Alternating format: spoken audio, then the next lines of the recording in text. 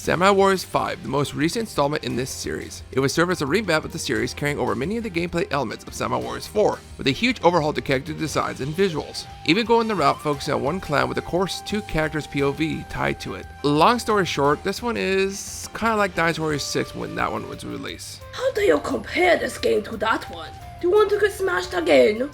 No, I don't, okay? And I'm just saying I played through like 4 versions of the game, expansions, and how this one is different, that is all. You know, you still have not done the 9th entity. I should have stopped you back at the first one. Yeah, and here we are now. You're a shitty person, Nemesis. Shitty person. And are you gonna kill yourself? No, this is a racial stereotype of shitty Nemesis. So yeah, the game uses the same combat like the hyper attacks of Samurai Warriors 4, however reduced to a single string with no square finishers. But the skill system has been updated, allowing you to assign the skills to one of the face buttons, similar to the battle arts of Dynasty Warriors Origins, which came out 4 years later. Some of these skills are active attacks, but some are passive status buffs, even healing and Musouary recovery.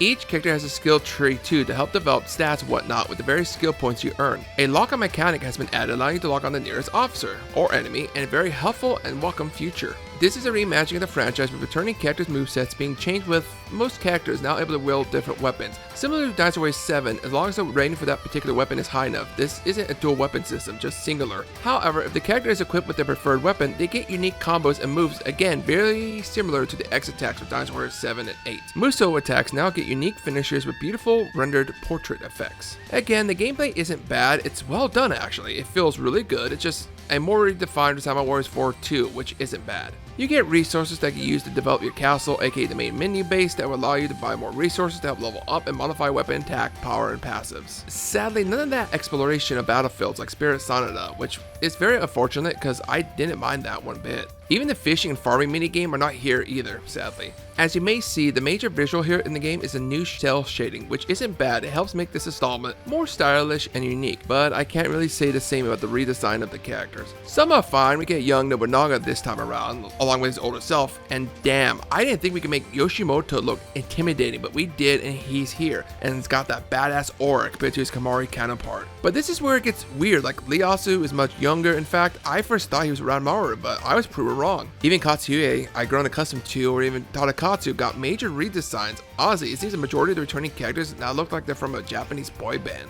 It's a bit jarring at first, and still is. I am so used to the old looks, so I can't say I ain't fully sold on most of the redesigns. We got several new characters as well as plenty of unique NPC models too. The game is very packed, but obviously not all the characters return in this installment. Possibly because this one's taking the idea of Spirit Sonata, focused on one clan, but from the perspective of 2 MCs, being Nobunaga and Mitsuhide. Yes, that is correct, you play 2 different character stories, both starting with their fated meeting when they were younger to the later years ending at Hanoji. So the game doesn't cover the Toritomi and the Tokugawa reigns like the rest of the series has done. Probably why some characters were removed, hence why this installment only has 39 playable characters compared to Samurai Warriors 4 initial 50 characters. So a bit of a step back, which is fine. All these characters are more defined in combat, which is good, trust me, with the new skill system and going the route of any weapon pretty much can be equipped helped here. Let's be honest, even with the hyper attacks for Samurai Warriors 4, some characters are still not the greatest to play. So I would compare this title more to the Samurai Warriors 1 days of just being a tighter gameplay experience. Of course, once again, no English dub, sadly.